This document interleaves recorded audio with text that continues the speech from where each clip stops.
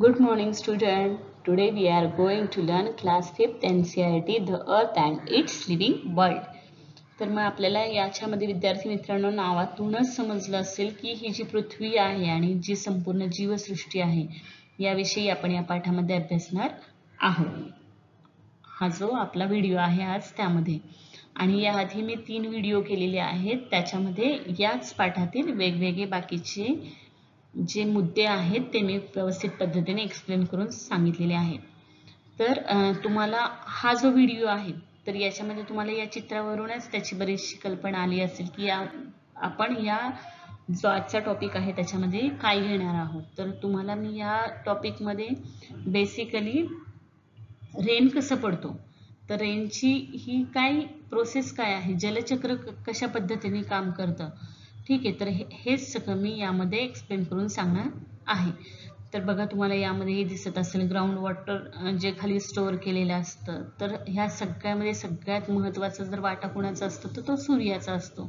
तर ह्या सनमुळं काय होत असतं, सनच्या हीटमुळे जे जमीन असते तर जमिनीमधले जे पाणी असतं त्याची काय होत असते, बाष्प तयार होतं आणि ते बाष्प हवेमध्ये जाऊन मिसळतं. मग हवा त्याला काय करत जाते, वर घेऊन जाते आणि वर घेऊन गेल्यानंतर काय होतं, त्याचं खूप उंच उंच उंच गेल्यानंतर ते हलके हलके हलके होत जातात आणि मग असे ढग तयार होतात. आणि मग हे जे ढग आहेत, मग हे ढग जे लहान लहान लहान ढग आहेत ते लहान लहान ढग मिळून मग असा मोठा असा ढग तयार होतो आणि मग हलके हलके हलके होत जाऊन सगळे एकत्र आल्यानंतर ते जड होतात आणि जड झाल्यानंतर त्यांना पुढे जाता येत नाही आणि म्हणून मग ते जिथे आहे तिथूनच काय होतात, ते पृथ्वीवर पडतात आणि त्यालाच आपण पाऊस असं म्हणतो. तर आता या टॉपिकमध्ये आपण हेच की रेन कशा पद्धतीने पडतो आणि इतर जे सगळे आपले बायोस्फिअर जे आहे तर त्याच्यामध्ये आपल्या संपूर्ण सजीव सृष्टीमध्ये खूप साऱ्या प्रकारचे वेगवेगळे प्राणी आहेत, पक्षी आहेत, वनस्पती आहेत. तर त्या एका स्वतंत्र भागापुरत्याच येतात. जसं पोलर बियर आहेत, हे आपल्याला कुठं दिसतात, तर हे आपल्याला बर्फाच्छादित प्रदेशातच दिसतात. त्याप्रमाणे कांगारू, झेब्रा हे जे आहेत तर आपल्याला कांगारू आणि झेब्रा हे कुठं बघायला मिळतात, तर आफ्रिकेच्या गवताळ भागातच आपल्याला ते पाहायला मिळतात. तर हे सगळं आपण या आजच्या व्हिडिओमध्ये पाहणार आहोत. हाऊ डज इट रेन, पाऊस कसा पडतो. Water on the earth evaporates continuously due to the heat of the sun. तर मग त्यांनी काय म्हटलेलं आहे, सूर्याच्या हीटमुळे आपलं इव्हॅपोरेशन जे आहे ते कंटिन्युअसली चालू असतं. वॉटर ऑन द अर्थ इव्हॅपोरेट म्हणजे जी पृथ्वी आहे त्याचं काय होत असतं, पाण्याचं सतत बाष्पीभवन होत असतं. का हे बाष्पीभवन होतं, कारण हीट ऑफ द सन. आपल्याला या चित्रामध्ये दिसत असेल की हा सूर्य जो आहे तर ह्या सूर्याच्या उष्णतेमुळे काय होत असतं, तो खूप तापत असतो आणि त्याच्यामुळं त्या उष्णतेमुळे पृथ्वीवरील सगळ्या पाण्याचं सतत काय होत असतं, बाष्पीभवन होत असतं. Due to the heat of the sun, water that has percolated into the soil also evaporates due to the heat and enters the atmosphere.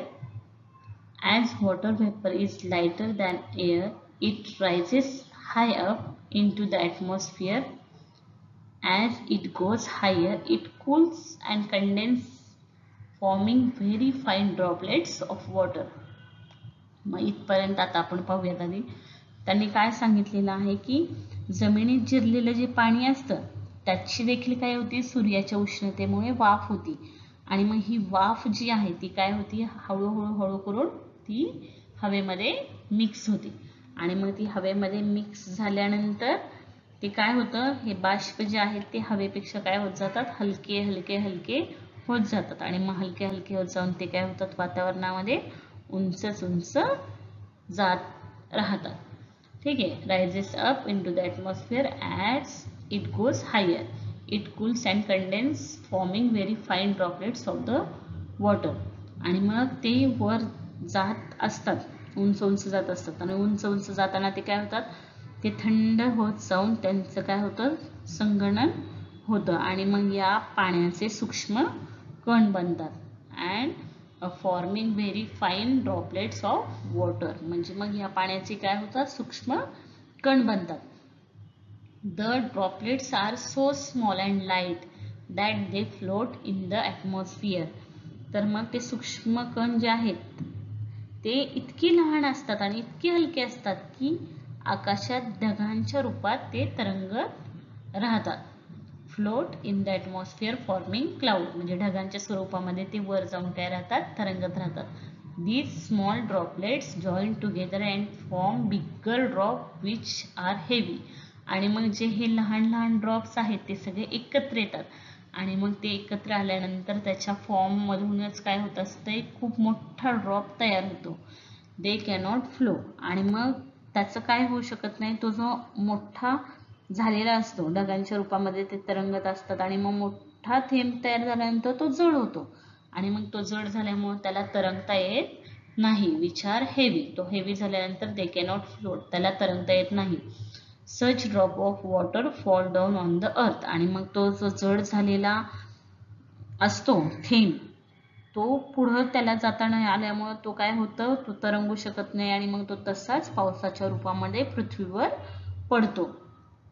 आणि मग काय होतं, दे cannot flow such drops of water fall down on the अर्थ in the form of rain. आणि त्यालाच आपण काय म्हणतो, तो जो पाऊस खाली पृथ्वीवर पडतो त्यालाच आपण पाऊस असं म्हणतो. This rain water flows into rills, streams, rivers and finally into the sea. तर मग हा जो पाऊस आहे तो खाली जमिनीवर पडल्यानंतर पाणी, ओह, नदी, नाले हे सगळे भरतात आणि हेच एकमेकांना कनेक्ट होत होत होत होत शेवटी जाऊन समुद्राला मिळतात. तर मग the rain water flows into snow water. Ice in the snow covered region also melts due to the heat of the sun to finally flow into the river. आणि मग सूर्याच्या उष्णतेमुळे जे बर्फ असतात तर मग त्या बर्फाच्छादित प्रदेशाचं पण शेवटी काय होतं, बर्फाचं पाणी होतं आणि ते पण काय होतं, नदीला जाऊन मिळतं. Fall down on the earth आणि मग फायनली रिव्हर्स आणि मग त्याचं पण शेवटी काय होतं, नदीमध्ये रूपांतर होतं. This process of evaporation, condensation and rainfall go on in the water cycle, continuous cycle. This is known as the water cycle in nature.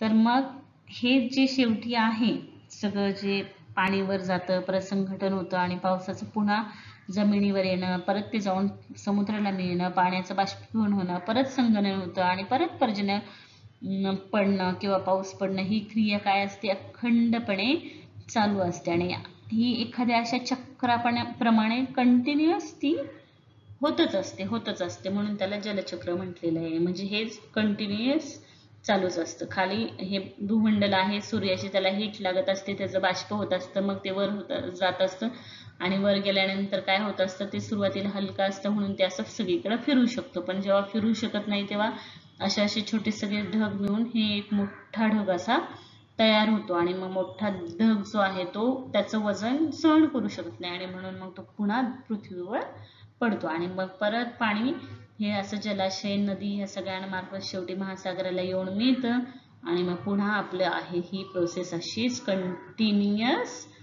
चालू असतं. हे जे सायकल असतं ते त्यालाच आपण काय म्हणतो, वॉटर सायकल इन नेचर आणि त्यालाच आपण काय म्हणतो, जलचक्र असं म्हणतो.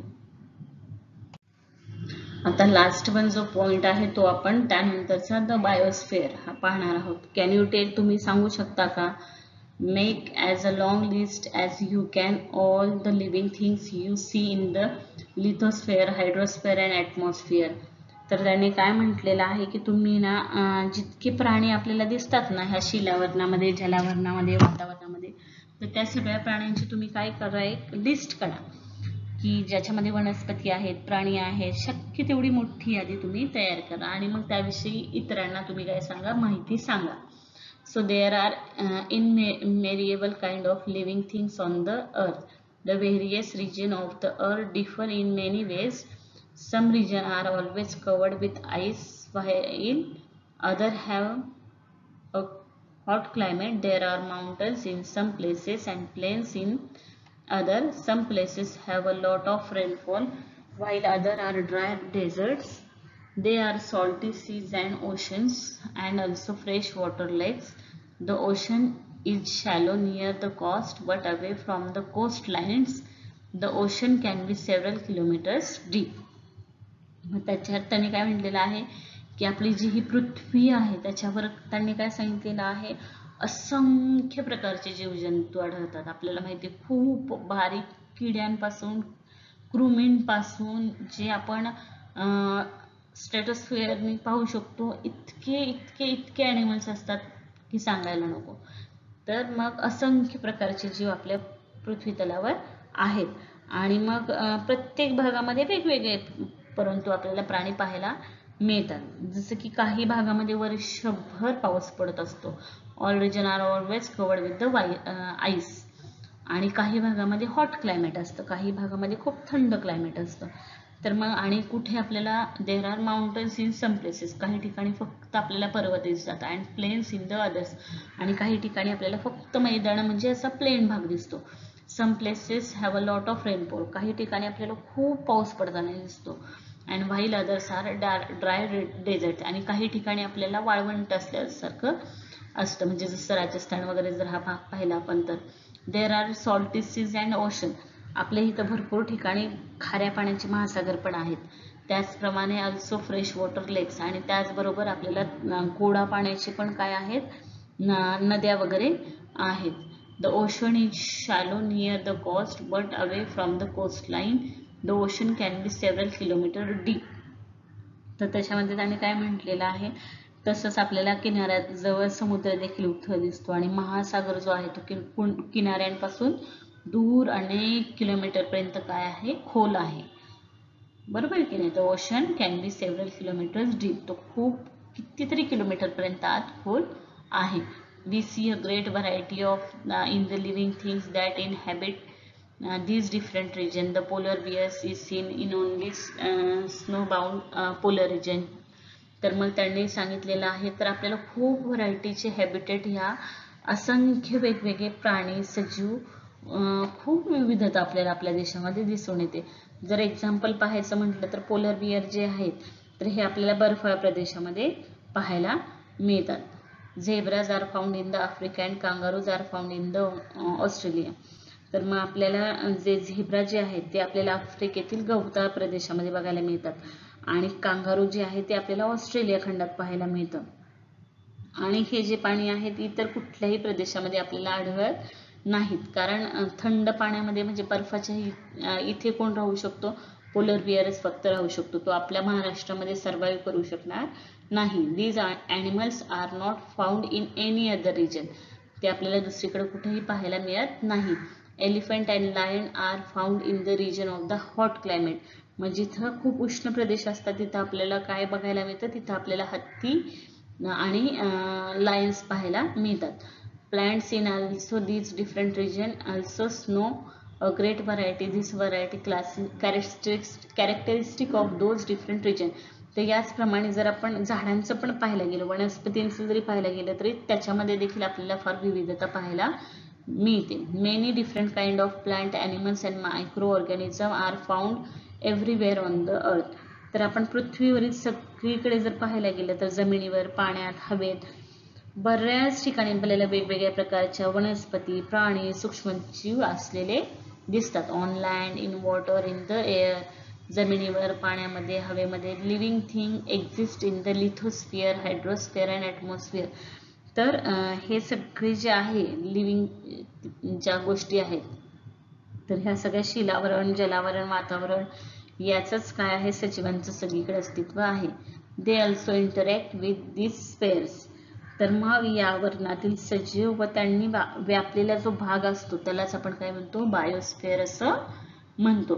तर आपण या धड्यामध्ये अतिशय सुंदर पद्धतीने जीवावरण काय आहे, पाऊस कसा पडतो, जलचक्र काय आहे, ह्या सगळ्या कन्सेप्ट आपण केलेल्या आहेत. आणि होप्स सगळ्यांना व्यवस्थित ही कन्सेप्ट समजली असेल. तर असेच नवनवीन शिकण्यासाठी माझ्या चॅनलला लाईक, शेअर, सबस्क्राईब नक्की करा विद्यार्थी मित्रांनो. आणि जास्तीत जास्त तुमच्यासारख्या आणखीन विद्यार्थ्यांपर्यंत ज्यांना खरंच मराठी ट्रान्सलेशन्समध्ये प्रॉब्लेम येतो तर अशांपर्यंत माझा जो व्हिडिओ आहे तो सेंड करा, शेअर करा. थँक्यू.